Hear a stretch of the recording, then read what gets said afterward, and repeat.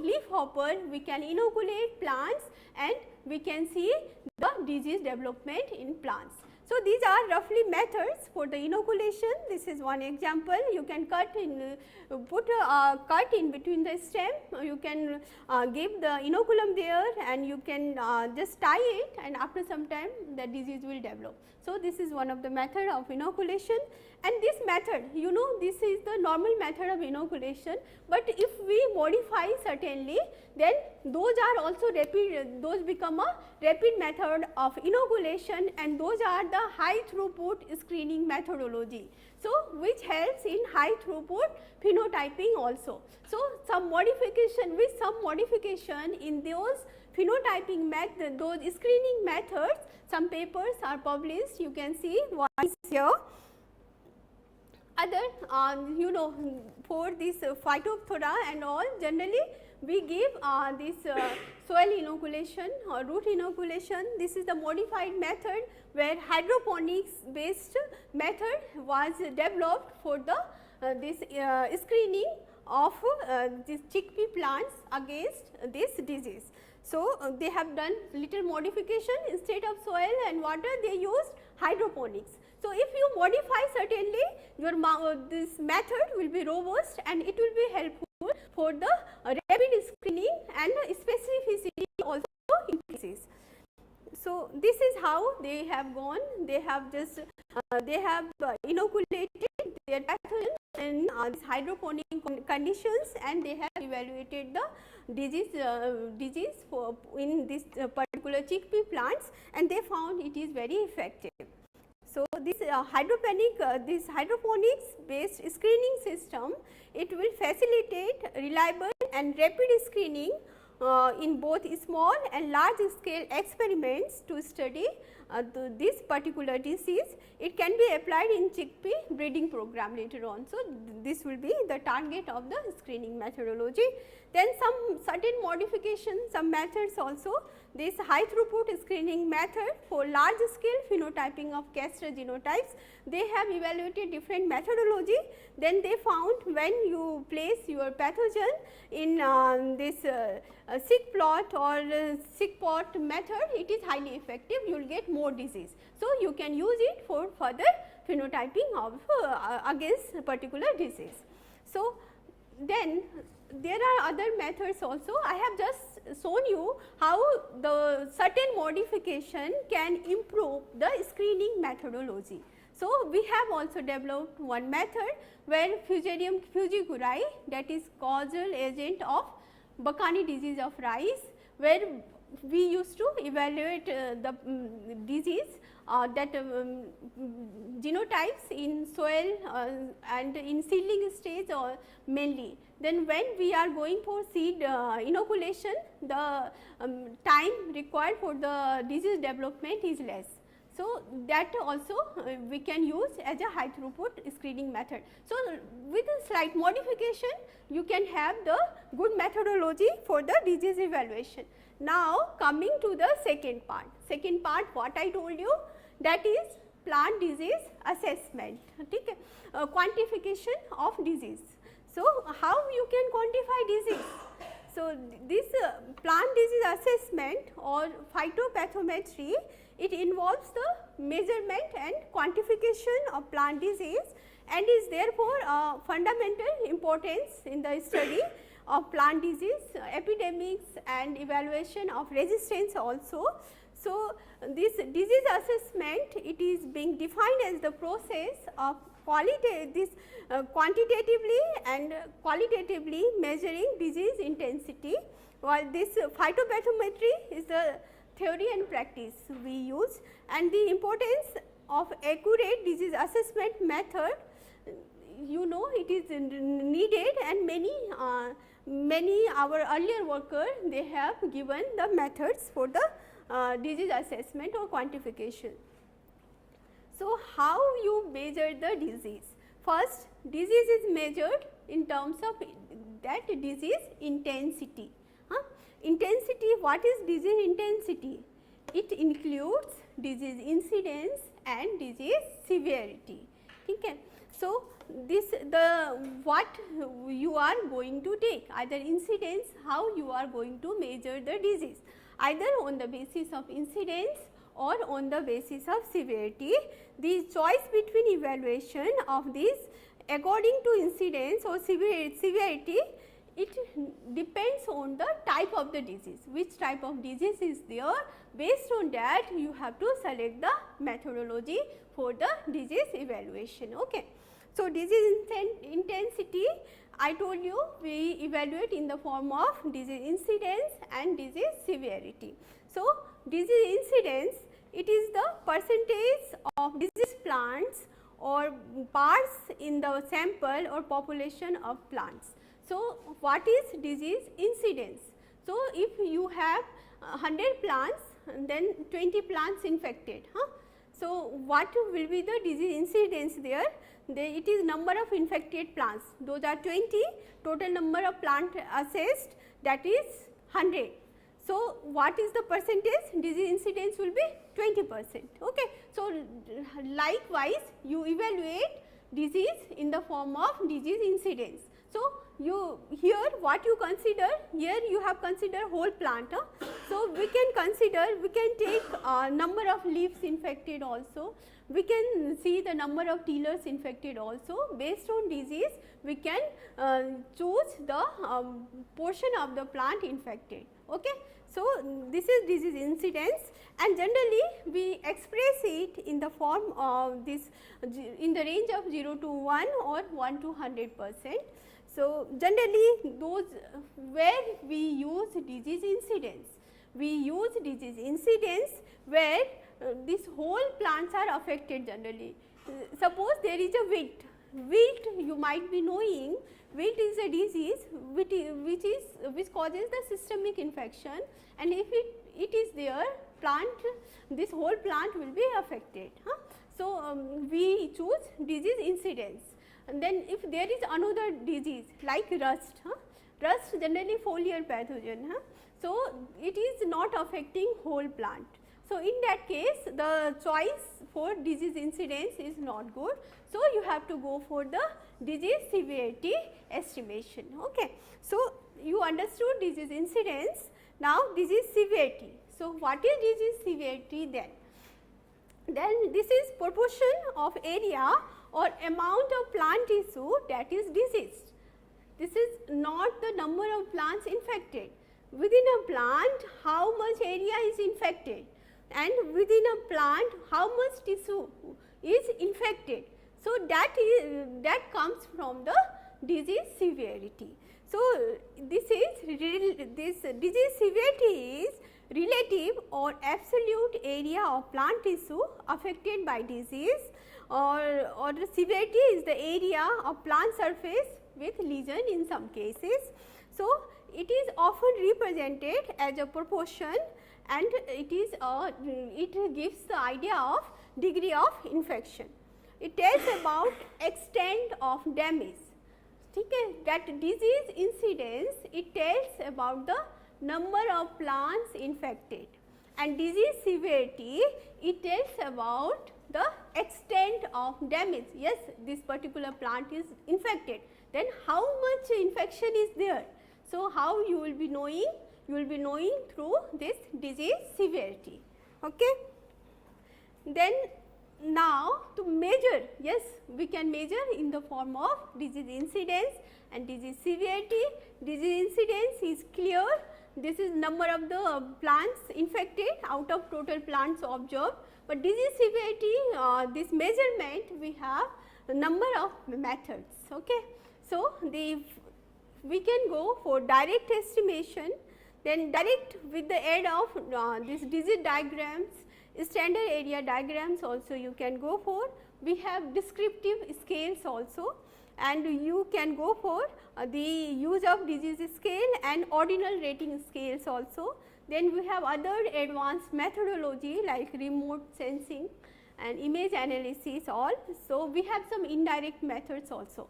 So, we will see what those methods are. So, standard area diagram. So, what it is, how you quantify disease through this method.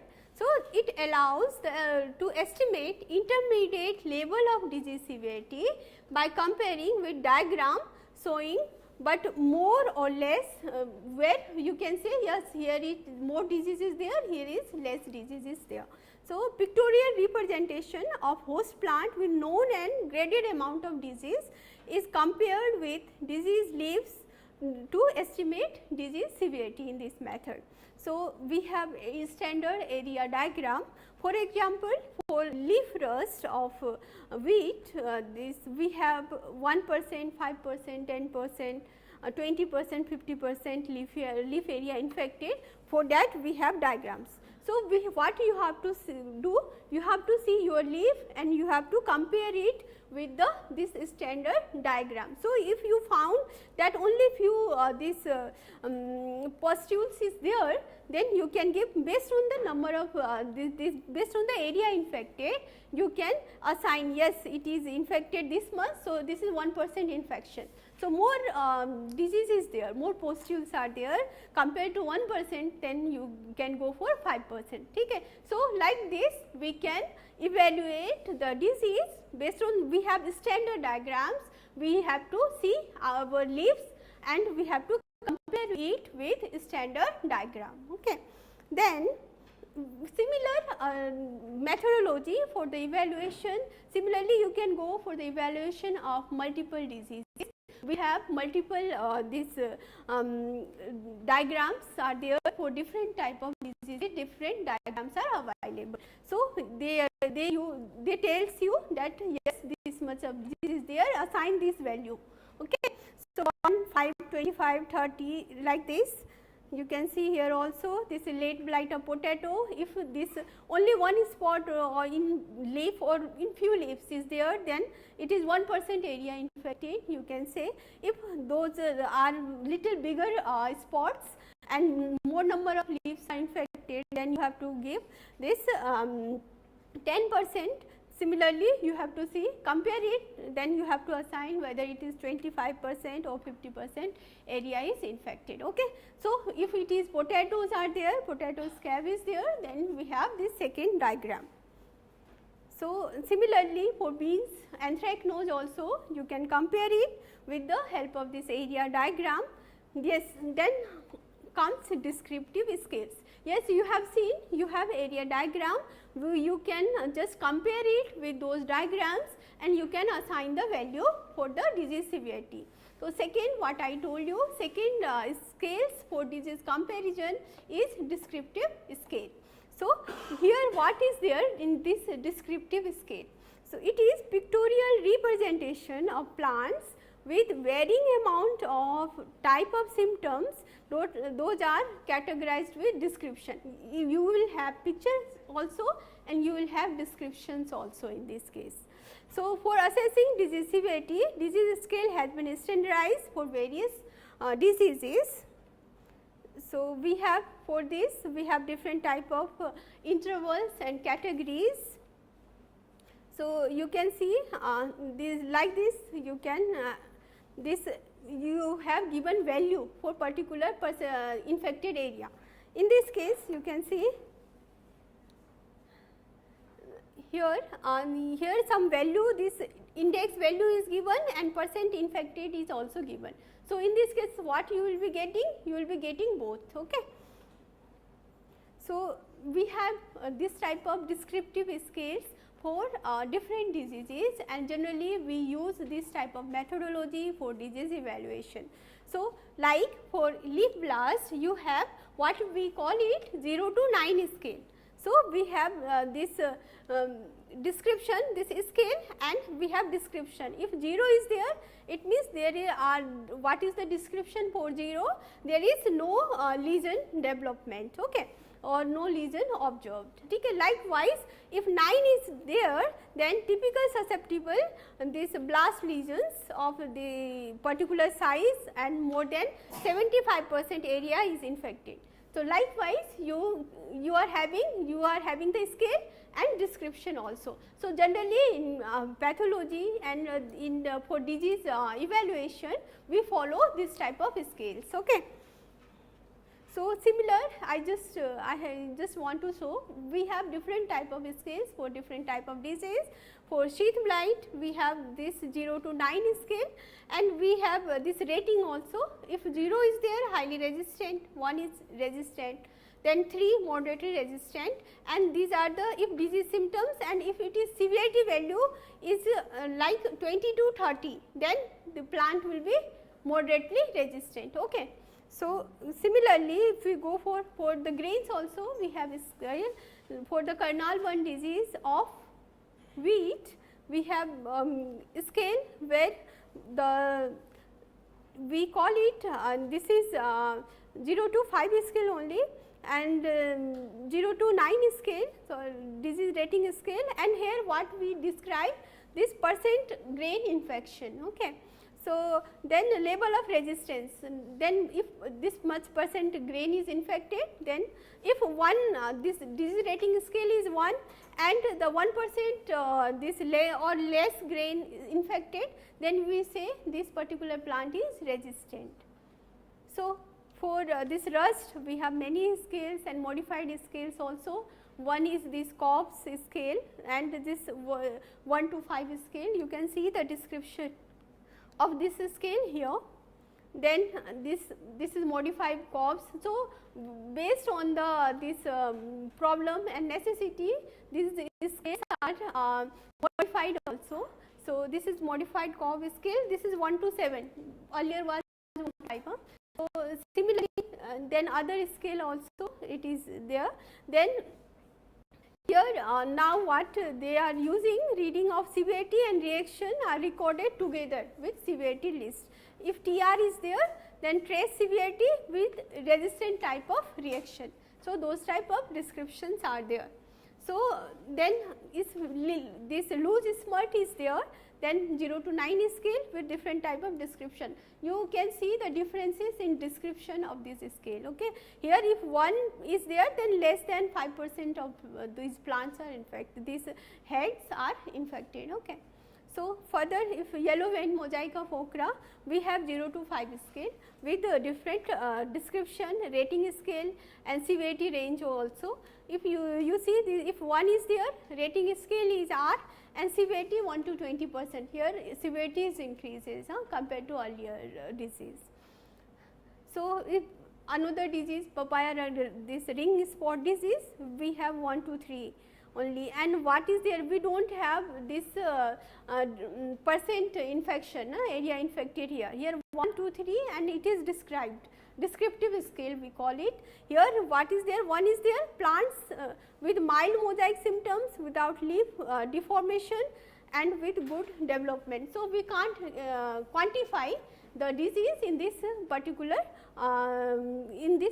case. Okay. So, moving further, if this tobacco mosaic is there, we have 0 to 5 scale and this is also descriptive scale, we can't quantify disease here also. Then groundnut bud necrosis disease, we have this 0 to 4 scale and these are the descriptions. So, if this citrus tristigia virus is there, 0 to 2 scale and only with a certain description. If 0 is there, no decline, 1 is there, mild decline, and this 2 is there, severe decline. So, we do not have this quantification of this particular disease. So, for citrus greening disease 0 to 6 scale and with also this is also with the descriptions only. So, for the phytoplasma sesamum phyllodes, we have 0 to 9 scale with here we can quantify the this disease severity also. So, chickpea phyllodes we have 0 to 9 scale, then we can calculate infection index also for the disease. It is percent infection index, it is the sum of all disease rating. This is the methodology I will tell you in the this practical class. So, you have seen why I have shown you all this. You have seen that we can quantify disease. We can quantify disease and there are two aspects we have to see. We have to follow strong screening methodology and second is we have to measure the disease correctly. So, what is the problem with all those type of scales? I have shown you for different diseases there are different type of scales. So, what is the this quality of measurements, it gets affected. Why? This intra-rater reliability, the lack of variability in measurement when the this same disease specimen is evaluated by same evaluator. Sometime what happens, I have evaluated disease and after some time I am again evaluating, but there is some variation, it means the measurement is not good. So, that is measurement, disease measurement is not reliable. So, then sometime I have measured the disease, I ask you, you come and evaluate and I found that there is a difference. Then what is that? That is inter-rater this variability. Okay. So, it means when we measure the disease, it should comes almost similar. If there is a variation is there, it means you have not measured it properly. Then accuracy, sometime what happens, sometime disease is there, it is who is evaluating, we are evaluating. No? Sometime what happens, we go for underestimation, yes disease is there, yes it goes to 5% this disease scale 5, but we are giving 3. So, what is that? It is underestimation, and sometime we go for overestimation also. So, those underestimation, overestimation and reliability is the problem when we go for those descriptive scales and those pictorial scales also. Okay, then what is the solution? So, generally what happens, visual estimation is always subjected to this an individual's experience and can be affected by temporal variations. So, this variation causes significant this inter-rater variability and changes in inter-rater repeatability also. When you repeat, you may not get same amount of disease, okay. You may not get same phenotype. So, for resistance. So, there is a problem with this methodology. And one more thing, I can't ask anyone to go and assess the disease. You need one experienced person for the assessment of all this. Okay. Then we have certain advantages also of this. The process can be quick. What is the advantage of this visual assessed disease? So, the process can be quick. With some training, it is relatively easy to recognize and differentiate multiple diseases, and there are several techniques that can be used to suit a particular need. Okay, I have shown you there are several techniques. So, no equipment required, you are going visually, you are doing assessment visually. So, equipment is not required. So, we have disadvantages also, I have told you some. This rater may tired and lose concentration sometime and thus decreasing their accuracy. Then this visual rating can be destructive. Sometimes if samples are collected in the field for assessment later in the laboratory, sometimes what we do, we just take out the leaves and we think we will assess it in the laboratory. So, what we are doing, we are destroying the samples and plants. So, it can be sometimes destructive also. Then raters are prone to various illusion, for example, lesion number, size, area infected, sometimes they are not doing correctly. So, these are the problems with this methodology. So, then what are the options available? So, if we can, yes, this is the traditional way to measure the disease. We have certain advantages of those methodology also, and we have certain disadvantages also. So, then we are talking about high throughput also. Those methods, they are time consuming, and you know these more labors are also required. No, and experienced person along with other manpower are also required. So, then options. So, intensive research has recently identified new these sensor based methods for the detection, identification and quantification of plant diseases. Now, we have some methods with the help of sensors you can they quantify the disease. Okay. Then these sensors, they assess the optical properties of the plants within these different regions of the electromagnetic spectrum and are able to utilize information beyond the visible range. So, what we are doing in traditional method, we are evaluating in the visible range also, our eyes, with the help of our eyes only we are evaluating. So, in these methods they can go beyond the visible range also. So, that is other benefit, and they enable the detection of early changes in plant physiology due to biotic stresses, because disease can cause modification in tissue, color, leaf shape also, then transpiration rate, canopy morphology and plant density, as well as variation in the interaction of solar radiation with plants. What is the other benefit is, yes, generally by visual method what we do, if symptom appears then only we will say yes, disease is there. So, what are the benefit of these methods? If symptoms are not there, they are yet to develop, but before the development of symptoms also, because it causes some physiological changes in the host plant also. So, before the development of the symptoms you can say yes, disease is coming, this particular plant is diseased. Okay. So, then currently the most promising techniques are sensors that measure this reflectance of plants, this temperature and fluorescence. So, we have sensor based methodology for the phenotyping of resistance in plants. Okay. So, I told you there was one line was there in earlier slide, what I told you, optical properties of plants. So, what are these? What are these optical properties? What these are doing? They are assessing the optical properties of plants. Sensor, what they are doing? They are assessing optical properties of the plants. So, what are these? So, optical properties of leaves, if you say, this is light transmission through a leaf. So, how much light is transmitted, that is one. Then light that is absorbed by leaf chemicals. So, yes, light is coming to the leaf, but leaf also absorbs.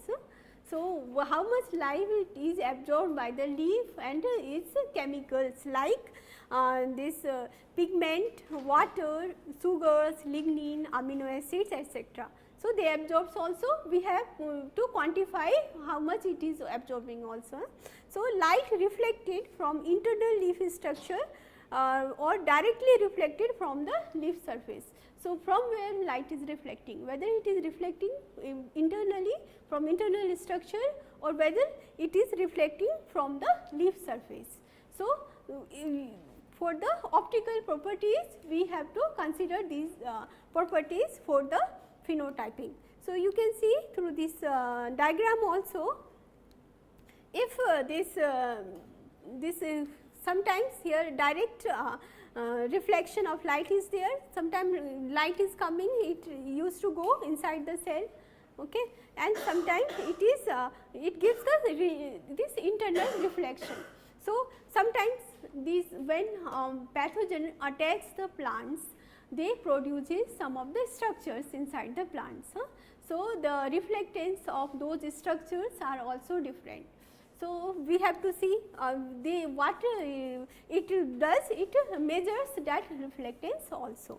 So, this reflectance of light from plant, it is a complex phenomenon dependent on multiple biophysical and biochemical interactions generally. So, reflection is there, but it is a complex phenomenon. Multiple factors are involved in this, and this during pathogenesis, leaf pathogens, they influence leaf structural and chemical properties also, and by this the leaf optics are altered. What generally pathogen do? They alter the chemical then biochemical properties of the leaf also, and this by this they alters the optics of the leaf. Okay. Then yes, now you inform that yes, we have sensors for the phenotyping of plant diseases. Okay. So, these optical sensors for disease detection generally classified in these 4 categories. These RGB imaging, second is multi and hyperspectral reflectance, thermal sensors are also available, and fluorescence imaging also you can go for. There are certain others available, we call it other sensors only. So, generally these 4 category of sensors are used for the plant disease phenotyping. Okay. So, these sensors are used in plant phenotyping on different scales from these single cells to entire ecosystem. So, through this methodology you can phenotype the cellular level also, and you can go for the entire plant. Okay. Then depending on the scale, different platforms can be operated, and consequently different plant parameters can be observed. So, you can, based on the need, you can select the particular sensor. So, this remote sensing is one of the example of high throughput phenotyping. Then you know what is remote sensing. Remote sensing, it is a science and art of obtaining information about an object, that area or phenomenon through an analysis of data acquired by a device that is not in direct contact with the area. Okay. Object or phenomenon under investigation. Okay. But this device is there, we are measuring the disease severity, but that is not in direct contact with that particular plants, you can say. Okay. So, we can go for this, we can use remote sensing for this, and this remote sensing, it was this aerial photography invented with the these panchromatic films in the World War I, and with color infrared films for the this in the this earlier it was of black and white, later on for the World War II it was in the colored form. Okay. So, in the 1950s multispectral systems, this thermal, infrared and radar and sonar were invented and adapted for remote sensing, and in the multispectral sensors for remote sensing by air and spacecraft were tested in the year 1964. Hyperspectral imaging spectroscopy followed in the early of 1980s, and in plant sciences this remote sensing, it is a method used to obtain information from plants or crops without direct contact or invasive manipulation, I told you. The concept has been recently enlarged by maximal this close range or small scale sensing material, and now it is used, and now sensors are installed on it can be installed in multiple platforms like digital microscopes, tractor, these carriers, robot also, and these high throughput platforms, and this aircraft, satellites also you can install all these, or we can have stationary sensors also can be placed at a particular point, and you can go for the phenotyping. So, this is how this aircraft you can use and use for the phenotyping of plants. Okay. So, remote sensing generally what it is, you know, this plant they absorbs the this light from the sun and they reflects also. So, this reflecting light, it is sensed by the sensing system, and it gives some signal to, and this sensing system it is processed, and the data this present in that, it is processed and analyzed through the computer, and it gives the output for the user. So, you can get some patches or this type of structure later on. So, this current sensor technologies that is used for disease resistance, I told you mainly RGB, multispectral, hyperspectral, thermal and chlorophyll fluorescence and some 3D sensors or others we are generally using. And what we can use, I told you we can go for the cell level also, and cell level, you know, cell further it advanced to leaf, then it to plant, and we plant generally we can go for plot based, field based and ecosystem based also, and then we can for the multiple function you can go for the phenotyping, and you can use it for the this for the defense reactions also, disease symptoms observations, disease area, this identification and biomass vitality also. So, this first this RGB imaging. So, generally when you click a photograph and if you process it some Adobe Photoshop and all, just there one in your right hand side RGB value generally it used to come. Those values are of very significance for the this phenotyping of crop plants against the diseases. So, what it is, you have to take picture and you have to see the value. R means red, G means green and B is blue. Okay. So, what it is, this is digital photographic images are important tools in plant pathology for assessing plant health generally, and digital cameras are easy to handle and are a simple source of RGB. Digital images for disease detection, identification and quantification. So, we use this value for the detection of the disease and quantification also. So, the technical parameters for this RGB based sensors, it is simple and handle devices such as the light sensitivity of the photo sensor, spatial resolution or optical and digital focus have improved significantly every year. You have seen the cameras are also very advanced now.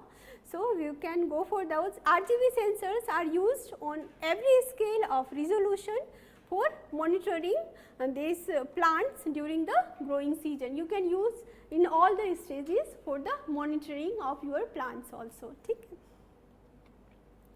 This RGB imaging, this digital image analysis is a well established technology used in plant disease assessment, and several software packages are there to analyze those value data you received. So, we have some softwares like SAS, then Leaf Doctor and Scion Image this software, and this custom made modules are also available, and there is one site you can, if you go for this, it will give you the RGB value also. Okay. So, the parameters for healthy and diseased areas can be adjusted by the user in a well organized graphical user interface. So, first you have to standardize, then you can use. So, first you can adjust for the standardization. Then in addition, disease severity can be extracted at disease these pixels or as a percentage also you can get in this method. So, special attention must be given to the image acquisition step. So, what is the crucial step for this RGB imaging? You are taking photographs. So, you have to highly careful while taking that photograph. Sometimes what happens, we are phenotyping the plants, and one we are taking from very close proximity and one we are taking from far. So, it will alter the this RGB value of that particular image also. So, what you have to do? You have to very careful for while taking the image, and uniform focus, then sharpness and illumination you should have for the highly accuracy and reliability of this particular method. Okay. Then under natural condition, the imaging angle. So, from which angle you are taking image, that is also it should be uniform. So, and distance between the object. So, how I told you that distance between the object and the angle, that should be uniform for the this type of imaging. Okay. Then second type of sensors, those are multi and hyperspectral reflectance sensors. Those are this, what is the benefit of these sensors? It can use RGB along with some other this near infrared bands. So, you will have the benefit of this RGB value, and we can use the infrared bands also. So, what will happen? Accuracy and reliability will be increased. Okay. The evolution of modern these hyperspectral sensors, it increased the complexity of the measured data by spectral image up to 350 to 2500 nanometer you can use in this, and possible narrow spectral resolution below 1 nanometer also. So, you have the this high range which you can use for the analysis of your particular phenotype, and this hyperspectral imaging sensor, they provide spectral and spatial information for the image object, and the spatial resolution, it strongly depends on the, like earlier case, distance between the sensor and the object. Okay. Thus, airborne or spaceborne far range systems, it can be it can have lower spatial resolution, because I told you that resolution, it depends on the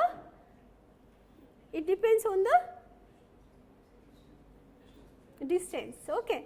So, you can use near range or microscopic systems also for this. The spatial resolution has a strong influence on the detection of plant diseases or plant pathogen interaction. You can use these airborne sensors, they are suitable for the detection of field these patches that are diseased with soil-borne pathogens we got from this hyperspectral reflectance sensors. So, you can detect soil-borne diseases also through this methodology. So, generally what happens, what it is, spectral signature, what we are saying, these hyper spectral sensors, they use spectral signatures. So, what are these? We have this most important electromagnetic spectrum for studies of plant diseases. Okay. So, what are these? We have different range, and we have visible range where these 400, the range of this wavelength is 400 to 700 nanometer generally. So, we have near infrared this range also, where we can use 1100 to 2500 nanometer for plant phenotyping, and we have this soft wave, this in short wave infrared, you can use 1100 to 2500 nanometer for phenotyping, and we have this thermal range also, which is of 8 to 12 micrometer. So, this VIS region, it can be further divided based on the wavelength, you know. This violet blue, it is generally 380 to 450 nanometer, and green 550 nanometer, and red 650 to 700 nanometer.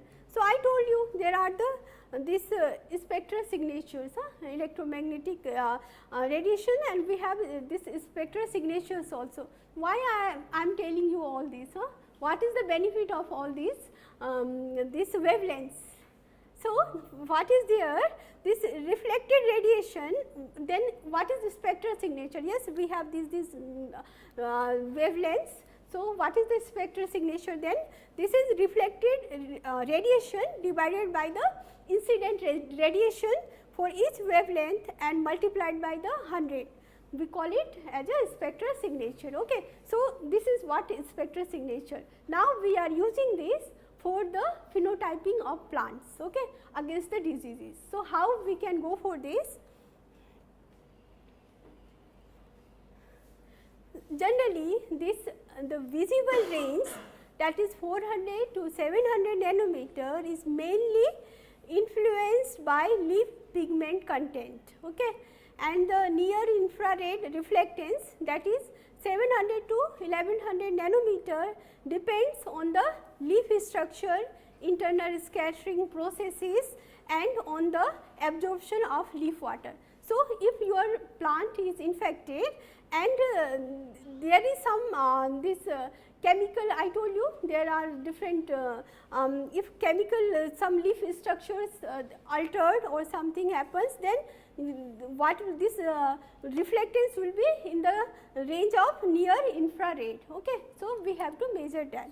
Then the short wave infrared, that is 1100 to 2500 nanometer, it is influenced by the composition of leaf chemicals and water.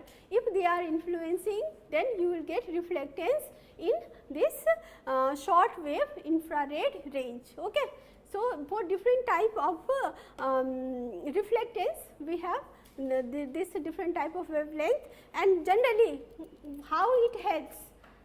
For biotrophic fungi such as powdery mildew or rust, it has a relatively low impact on tissue structure, you know, and chlorophyll composition during early infection. So, it will generally what happens in this case, it affects the in outer area, generally they will be in the outer layer of the plant, okay, leaves. Then if this perthotropic pathogens such as those that caused by this leaf spot often induce degradation tissue due to pathogen specific toxins, and it induces those type of pathogens. Leaf spots generally what they induces the toxins.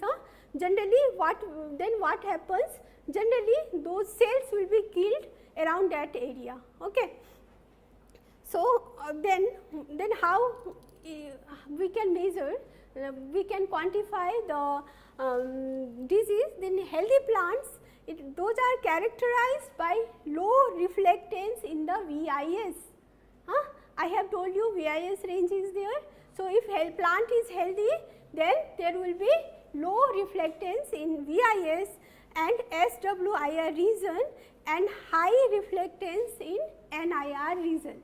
So, by measuring this, so where if reflectance is more in NIR region, means it is maybe the chances of diseases are there, okay. So, within VIS region, then high reflectance in green region, but low reflectance in other visible regions of the spectrum. If it is there, then the plant is healthy, okay. So, by measuring those reflectance, we can say yes, your disease is there or not. So, those are standardized, and these reflectance are used for the phenotype of the plants against some diseases. So, for many foliar diseases, reflectance at the low end of NIR region been found to be highly correlated with plant diseases, okay. So, this is some of the examples where these hyperspectral images are used for the phenotyping of plant diseases, and this is first where this Cercospora leaf spot disease. Here what is there, if green color, it denotes the healthy tissue, okay. If it is yellow, then in the border disease will be there, border line, and if it is red, then it is disease is there, necrosis is there. So, based on that it is quantified, disease can be quantified. So, it has been used for the quantification of disease for this Cercospora leaf spot, okay. Then for another type of disease, this Fusarium head blight, it can be visualized, and you can see here also, if you, these are the disease portion where yellow is, so in center you can see, I do not know this is not going. So, center, if it is these are the generally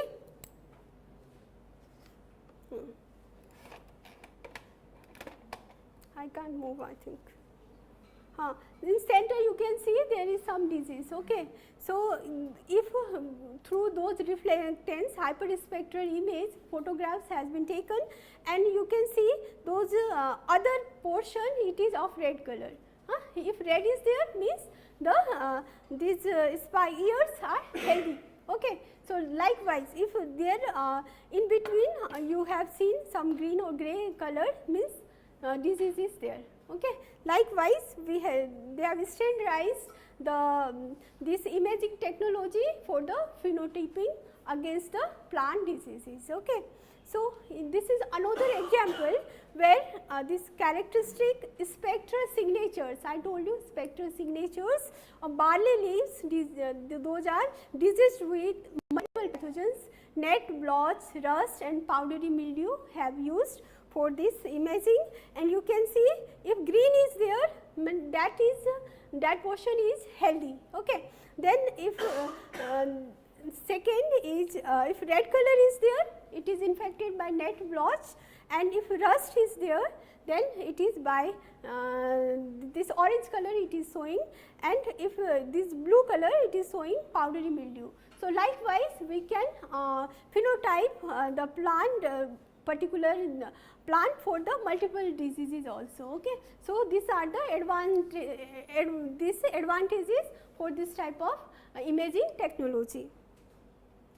So, another example, this is the powdery mildew progress on susceptible barley genotype. So, I told you this type of imaging techniques, this type of sensors, they are helpful for the study of host pathogen interactions also.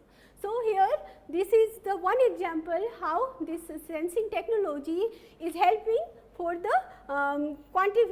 to study the disease development also. Okay.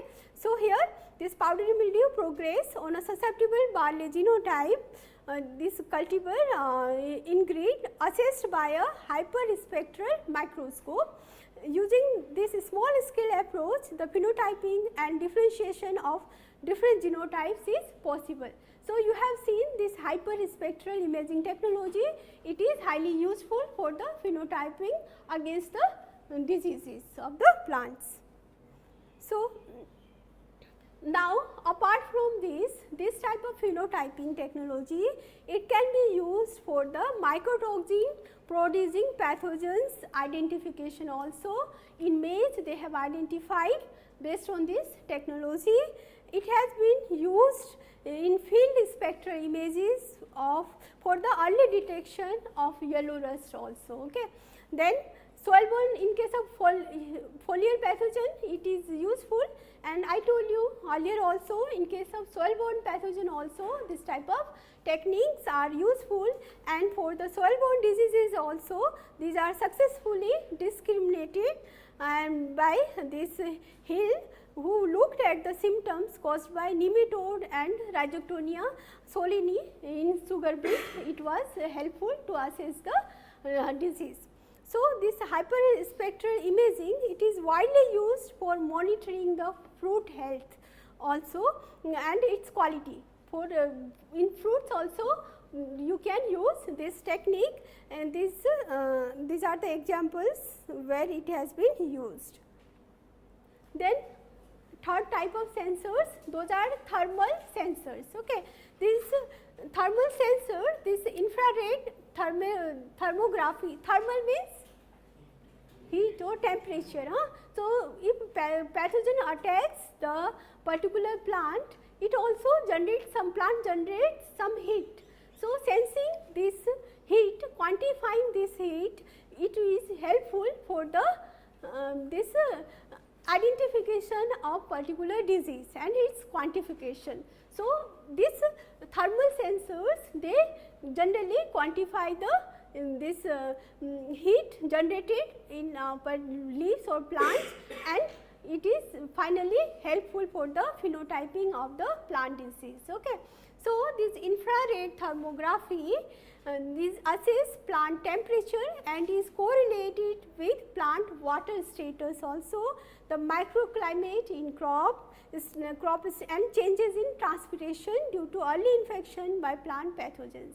So, it uses this phenomena, and generally this emitted infrared radiation in the thermal infrared range from 8 to 12 micrometer can be this detected by this particular technique, thermography and infrared cameras, and is illustrated in false color images, where each image pixel contains the temperature value of the measured object. So, here what we are measuring? We are measuring the temperature.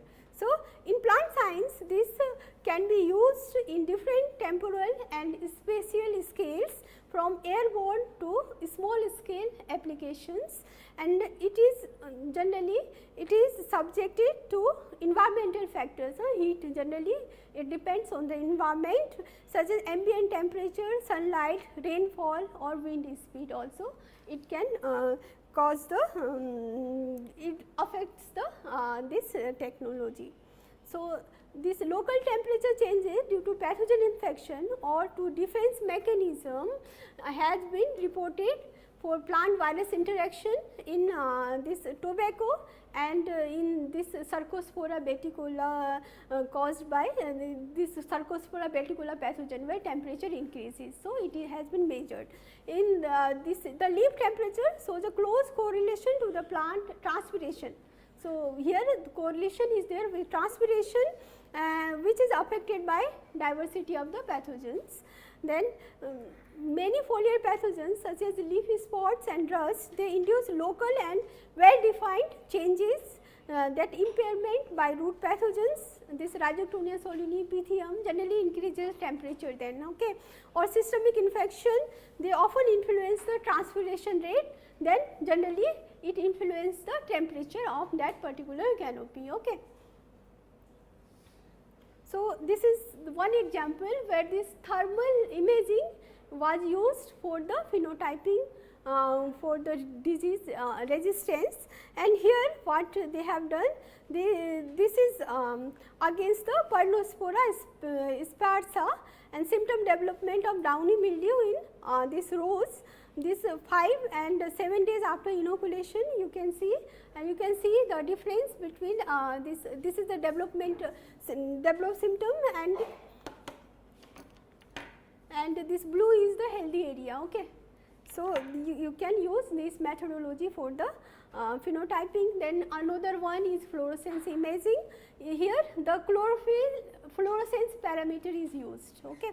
To estimate differences in the photosynthetic activity of the plants, and chlorophyll fluorescence imaging, these instruments are commonly active sensors with the LED or laser light source that assess the photosynthetic electron transfer. It is assessed in this case, and this method has been used to study differences in the photosynthetic activity.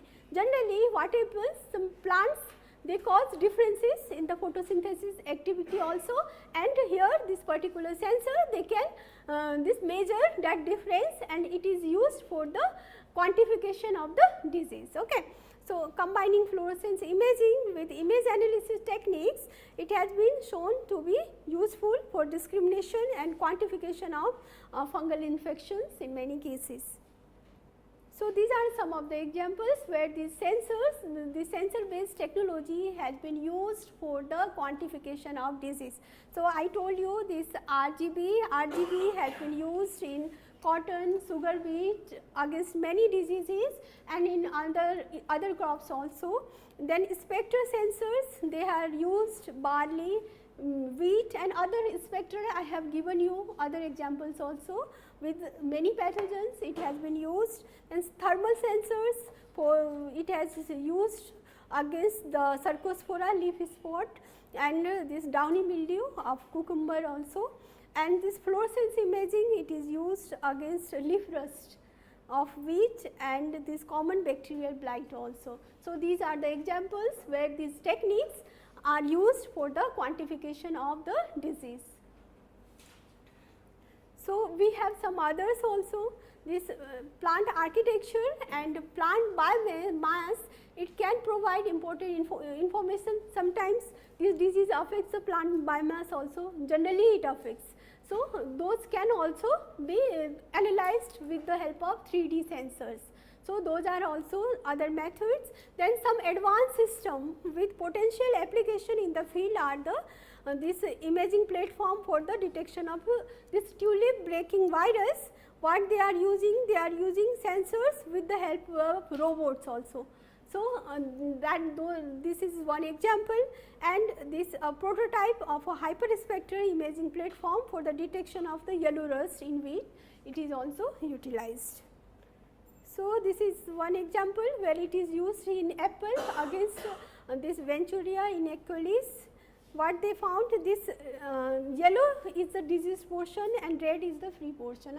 Using this technique, so this disease has been quantified and successively used. So, I have told you till now that we have some we have to assess the diseases. Disease assessing is important. We have traditional methods, they are having some limitations. We have some high throughput advanced methods also. These methods are highly useful, but they are in developing stage only, and there are some limitations also with these methods. So, what are these? This regardless of all the positive and future benefits of sensors of plant disease detection, we have to take into consideration that the interpretation of the sensor data are crucial. You get huge amount of data, and this interpretation should be in good direction, then only you will get good results. So, that is very important, and most of the sensors do not measure plant physiological parameters directly, but record a spectrum, that is the sum of the reflectance attributed to various plant characteristics and the measurement condition. So, yes, it is with the disease also, but with other plant is having other type of stress, other type of characteristic also, it measures all. So, if if multiple infections are there, sometimes it is difficult to identify. Okay. So, what are the future for this type of technology? So, this the impact of mixed infection on the optical properties of plants has to be investigated. I told you there are few reports where if mixed infection is there, then the phenotyping is not correct. Okay. So, and in field condition generally we get mixed infection. And the interaction between foliar pathogens and soil-borne pests such as nematodes has to be evaluated, how they are interacting. So, it is needed to be evaluated, and the interaction of biotic and abiotic stress also needs to be explored, and the impact on genomic, transcriptomic and metabolic this characteristic of plants to optical properties has to be investigated, and the connections to other knowledge based methods will provide the holistic approach, and the potential for early detection before visible symptoms has not been fully exploited. So, how it can be, it needs to be exploited further. So, what we have understood throughout this lecture. So, this is the earlier method. Present what is there? We are doing visual scoring. Okay. So, we suppose this canopy digital imaging is the future of the phenotyping against the diseases of plants. Okay. So, thank you.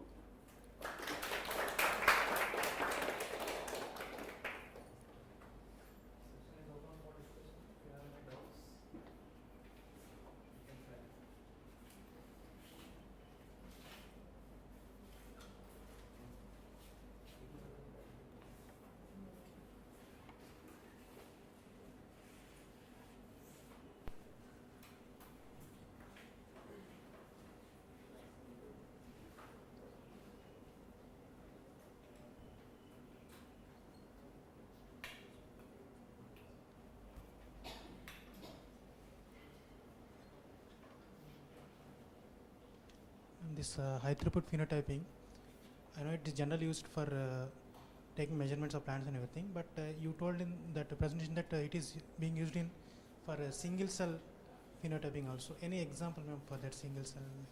An example, you have seen this Venturinia inequalis, they have used this, but further this is in some case this is concept only, this further needs to be studied. In ETCP case they have used this phenotyping method. I have shown you that example also, where the pathogen is present in the epidermal cells only, and that is influencing the reflectance of the particular wavelength. Okay.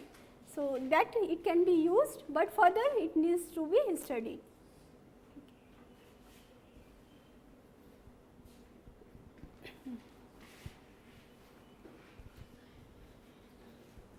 Ma'am, when we go for visual screening for particular disease in field conditions, means we will come across some of the practical problems, like we'll observe some of the plants showing both the categories, moderately resistant and also susceptible, because they show the disease severity level at the both the boundaries. So these sensors can overcome such problem. These sensors, I told you, they are highly reliable and highly specific. So, whatever generally what happens, why this problem occurred now, we are quantifying it visually. So, our eye is saying yes, this much of disease is there. I told you the sensors, they can go beyond our visible visible region. Okay, it can use other wavelengths also. So, what exactly happening, that can be identified and quantified through these sensors.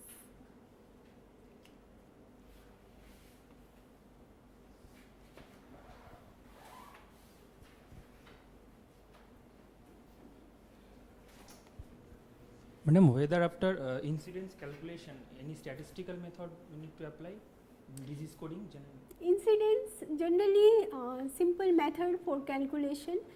If you are trying to identify how many plants are infected, so you have to calculate number of plants infected and out of total number of plants.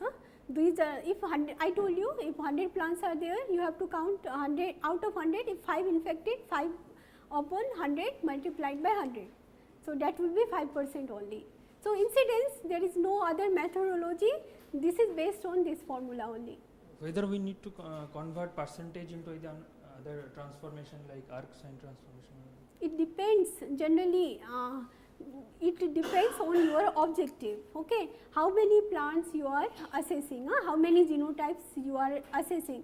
Generally what is there, if it is percentage more than 50% is coming now, you have to transform those data.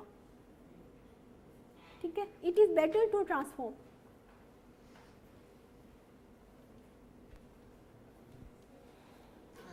How we can differentiate biotic and abiotic in this optical sensors?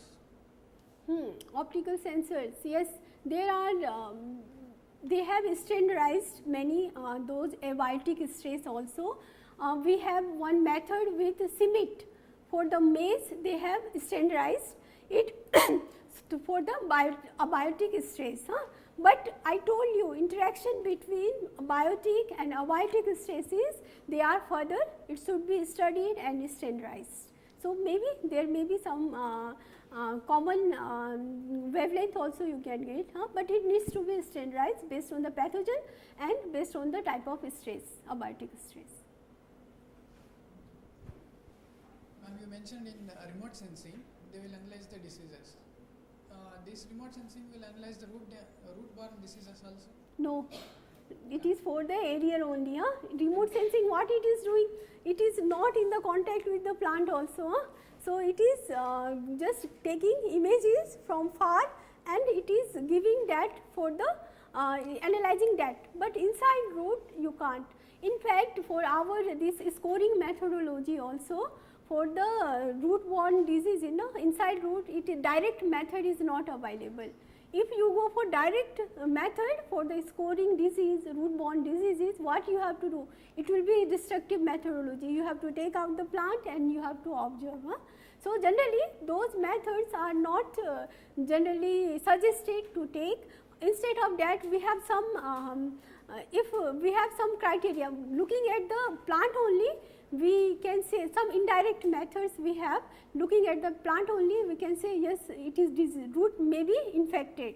So based on that, we can say yes, it is roots are infected. Generally, we don't suggest for the destructive methodology. These different sensors will explain the plant health you have mentioned. Okay. Those can be employed for measuring of these seed health also. Yes, seed health. One example was there. It is generally it is used for the Fusarium graminearium ears. It generally affects the ears and seeds also. I told you it is there, but it are these sensors. Those are used for this mycotoxin contamination also. I told you one example of maize I have given you, and quality of the seeds affected also it can tell. So it needs to standardize. It is in initial stage generally, and it needs further standardize for particular disease or particular type of crop. So you will get entire information through these type of sensors. And we can employ these sensors for quarantine measures also. It needs to be standardized, then only if it is in seed. If it is standardized, then you can use it. So it should be acceptable by the authorities, then only you can take it for the quarantine purpose. Okay. Thank you. Ma'am, in a particular season, if there is a disease escape, then how we can account for the disease escape? This is very, I told you in the starting that our screening methodology, it should be very robust. Then only whatever we are doing phenotyping, then only it is having some value. If method is not foolproof, then this our entire experiment it is not correct. Okay. So you have to try, first you have to establish the disease, then only you can quantify. Okay. So you have to further you have to relook in the methodology what you have used for the screening. Okay. Disease escaping should not be there.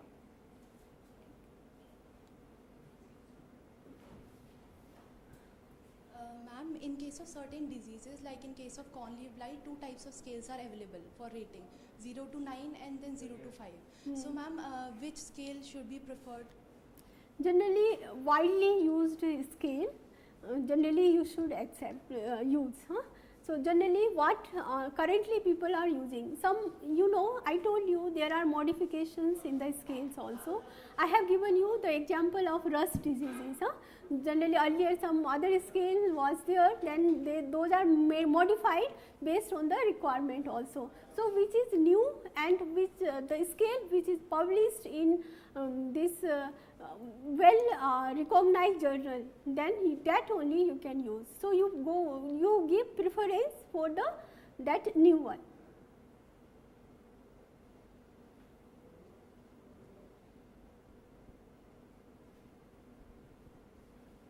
No more questions? If so, we'll thank Madam for her detailed presentation on high throughput phenotyping using sensors as well as using traditional methods in order to diagnose the disease as well as to use them in host pathogen interaction studies. Thank you, ma'am. Thank you very much for your very good presentation. Thank you very much. Now we'll break for tea, followed by field visit. Again, that will be continued by Madam. Okay. 1 minute. I'm sorry. I request Dr. Durgesh to present the memento to Madam.